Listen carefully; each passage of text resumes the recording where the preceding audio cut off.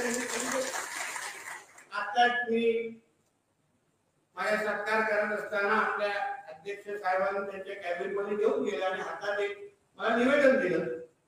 त्याच्या बाजूची जागा जी कृषी खात्याची आहे आणि त्यांचं म्हणणं होतं की आमच्या मंदिराचा वार्षिक कार्यक्रम असतो तर आपण आम्हाला ती जागा पार्किंगसाठी द्यावी असं निवेदन मला हातात दिलं. मी त्यांना सांगितले की तुम्ही पार्किंगसाठी वापरायला सुरू करा, परवानगी आपल्याला देण्याचं काम प्रशासन करेल, मागण्याची काही गरज नाही. मी बसलोय तिथे म्हणून एवढं काय विनंती आता करायची काय गरज नाही.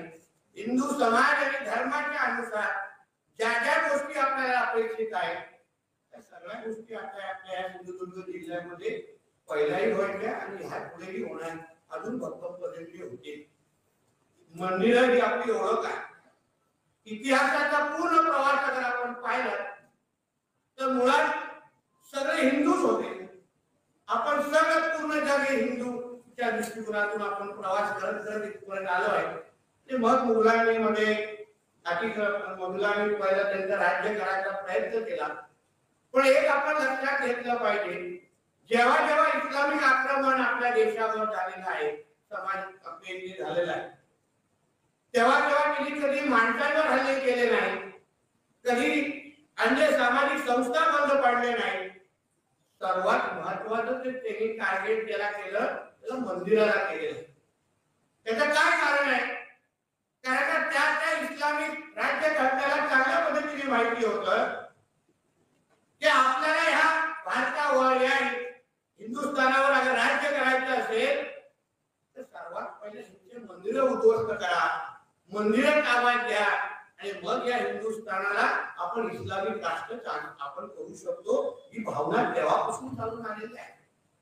आणि म्हणूनच आपला हा जो हिंदू राष्ट्राचा जो प्रवास आहे तो प्रवास आपण आपल्या मंदिराला सुरक्षित कसं ठेवू शकतो, मंदिराच्या वर जे वाकड्या नजरेने पाहणारे जे काही जिहादी लोक आहेत त्यांना तिकडल्या तिकडे कसं थांबवू शकतो या दृष्टिकोनातून आपली वाटचाल असली पाहिजे. आता आमचे काही पत्रकार मित्र किंवा माझ्यावर टीका करणारे जे लोक आहेत त्यांना फार गमतं की मी हिंदू राष्ट्र हा शब्द वापरतो. काही आपल्यातलेच आहेत ते या हिरव्या सापांना जिहादापेक्षा जास्त मदत करतात. स्वातंत्र्यवीर सावरकरांनी अतिशय चांगलं लिहून ठेवलंय की हिंदू समाजाला हिंदूंना मुसलमानांपेक्षा हिंदूंकडून जास्त त्रास आहे.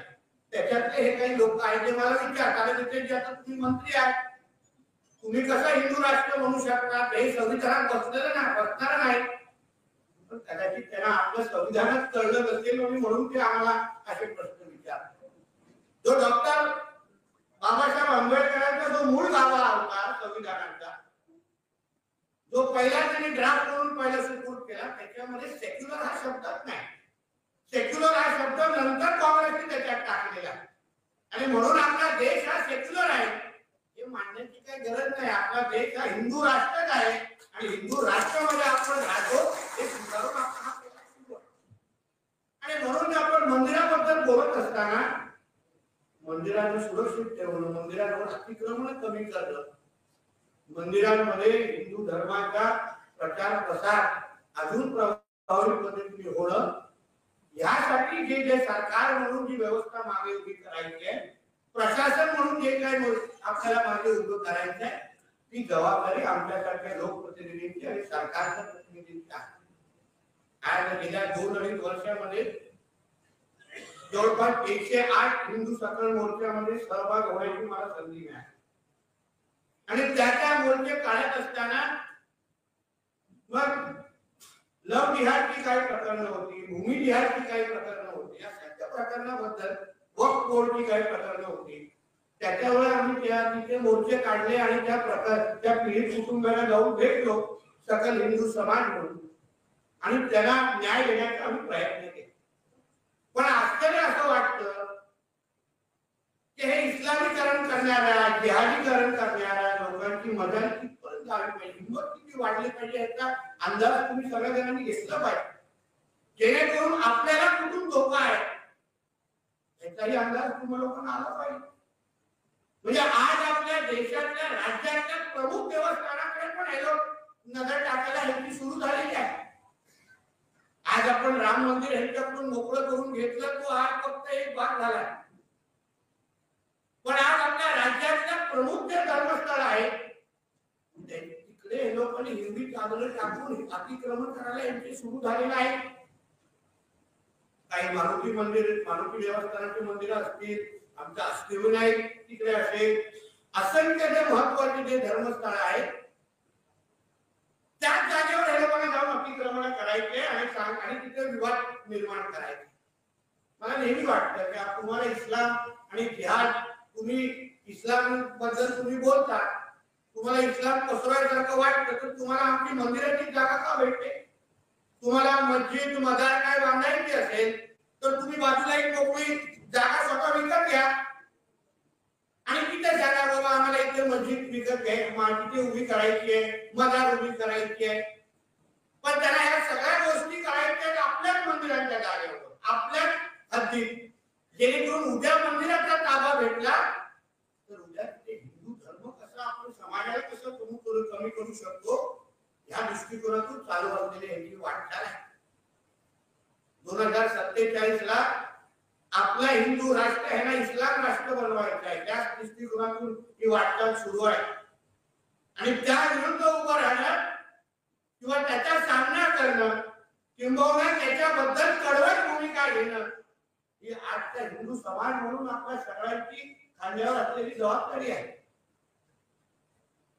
ते लोक इस्लाम म्हणून, कुराण म्हणून 24 तास जगतात. म्हणजे सकाळची उठून घेतलेला पहिला श्वास ते रात्री झोपेपर्यंत श्वासापर्यंत त्यांच्या नजरेसमोर इस्लाम आणि त्यांचा जे काही त्यांचं पुराण असतं, बाकी ते काही विचार करत.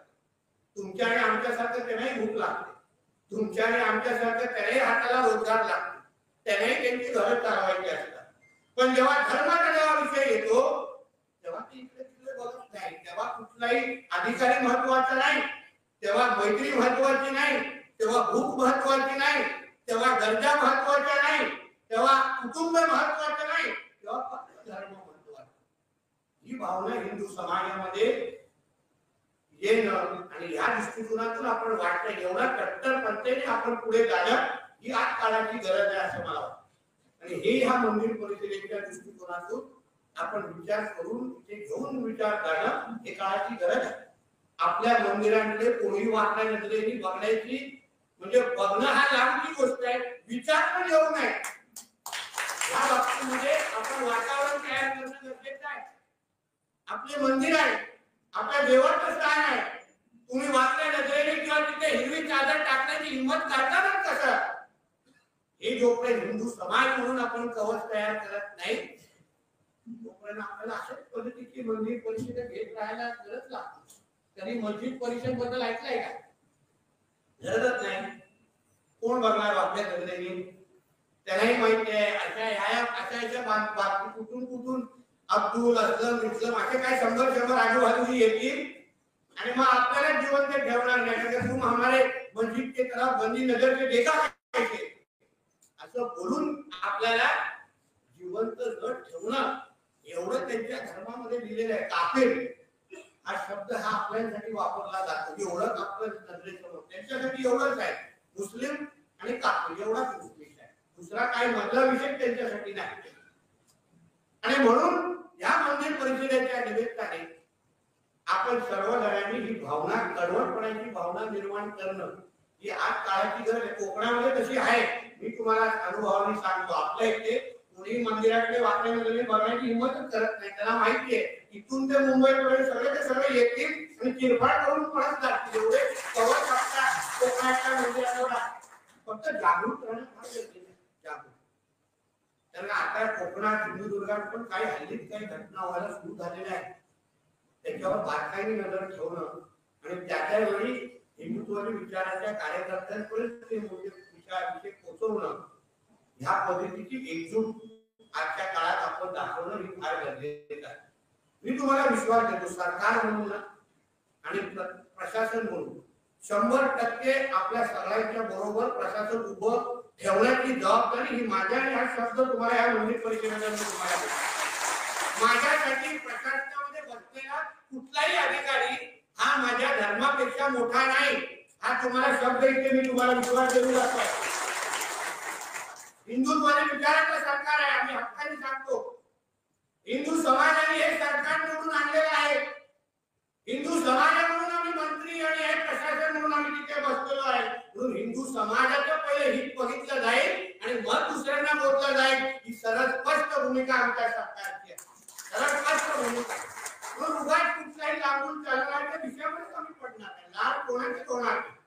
मी पहिल्या दिवशी जेव्हा पोलीस खातं आणि प्रशासनाबरोबर मी बैठक घेतली होत, मी सांगितलं ह्या गोष्टी आहेत, आपण खपून येणार नाही, नाटक चालणार नाही. माझ्या हद्दीतली, माझ्या सिंधुदुर्गातल्या हद्दीत कुठलीही अगर भीक घेऊन जाण्याची गाडी दिसली त्याला तर आम्ही काय करायचं त्याला करू. तुम्हाला पण प्रशासन म्हणून घरी पाठवण्याचं काम मी करणार.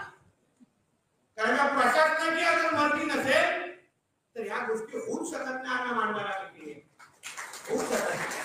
इच्छाशक्ती असली पाहिजे, पारदर्शक असतं. म्हणून पहिल्या दिवशी शाळेत कसं पहिल्याच दिवशी प्रिन्सिपल विषय क्लिअर करतात, ही आमची शाळा अशी चालणार, शाळेचे नियम कायदे असे आहेत.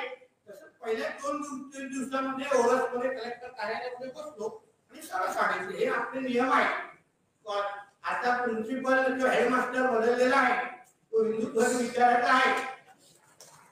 तिथे काय नोकरी केली ते डायरेक्ट हातात कारवाईचे आदेश भेटतील आणि आपला बॉस आपल्या विचाराचा असल्यामुळे तो काय मला काढून टाकण्याचा विचार करणार नाही, त्याची चिंता करू नका. म्हणून भूमिका आपली सरळ स्पष्ट आहे. ते सगळ्यात मला हा विषय नाही. जिल्ह्याच्या प्रत्येक घटनेवर माझा फार बारकाईने लक्ष आहे. तसे नवीन नवीन काही लोक चेहरे आपल्या जिल्ह्यामध्ये येऊन पाहतात. काल पण आपल्या धारात झालेली घटना, त्या हॉटेल मालकाला अटक माझ्या त्या संबंधित फूड अँड सप्लाय अधिकाऱ्याची गाडी करून आलं नाही, ते सील करून टाकायचे हॉटेल. मला दिसता कामा नाही.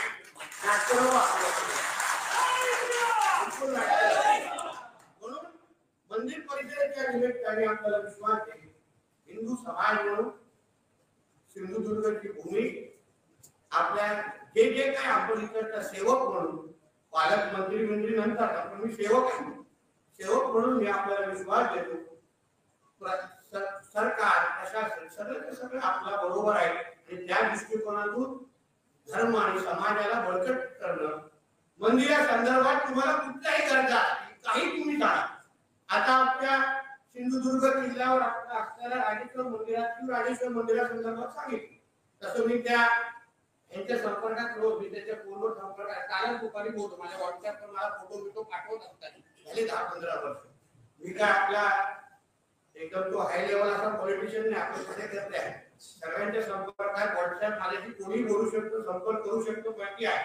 मी कालच त्यांच्याशी बोललो. मला कमी भेटतं ना, तुम्हाला परत त्यांना अपेक्षा मला वाटतं 6,000 आहे ना, 6,000 चालू वार्षिक.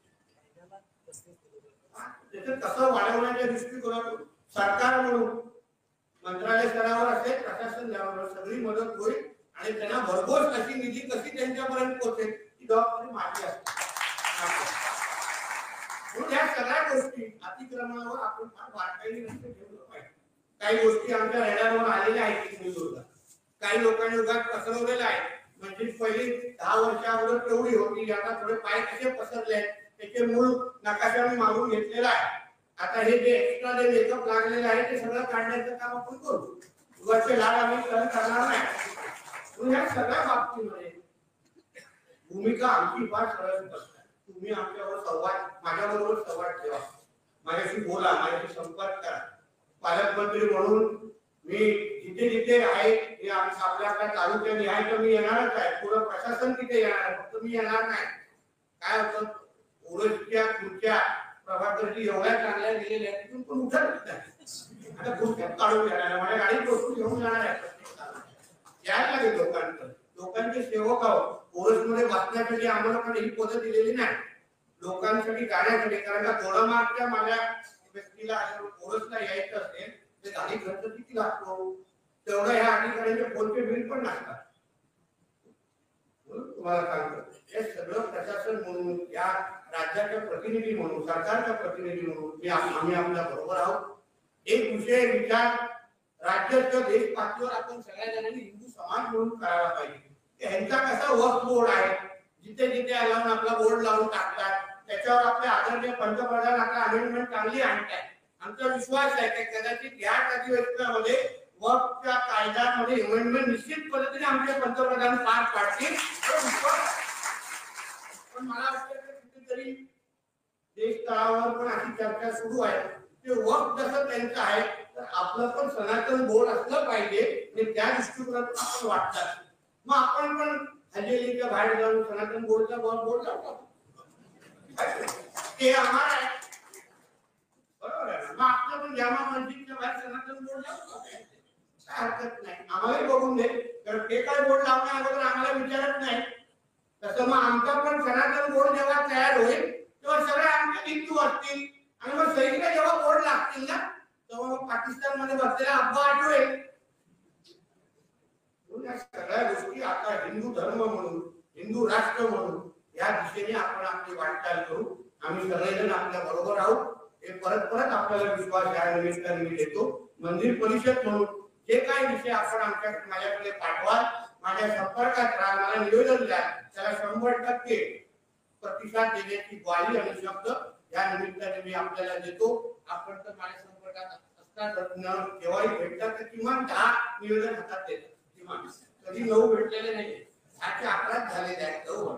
पण यांच्याकडे आपल्याला अभ्यास याच्याबद्दल असंख्य वेळी विधिमंडळामध्ये त्या अभ्यासाच्या आधारावर मी भाषण केलेली आहे. तर लव या संदर्भात तुम्ही जो मेनू कार्ड छापलेला म्हणजे जो काय तेव्हा या आमच्या भगिनीला त्यांनी फसवलं होतं एवढे म्हणजे तुमच्या पुस्तकातूनच मी वाचून तिथे मी माहिती सभागृहाला दिलेली आहे. पण आम्ही सगळेजण हिंदू धर्म आणि समाज म्हणून हिंदू धर्माचे प्रतिनिधी म्हणून आम्ही सगळेजण एक दुसऱ्याच्या संपर्कात आहोत. आपण ही सिंधुदुर्ग जिल्हा म्हणून आपला पालकमंत्री आणि आपला सेवक म्हणून मी आपल्याला या निमित्ताने विनंती करेन की आपल्यामध्ये आणि माझ्यामधला आपला संवाद हाच आपल्या हिंदू धर्माला आणि समाजाला अजून बळकट करेल एवढा विश्वास आपल्याला आजच्या निमित्ताने देतो.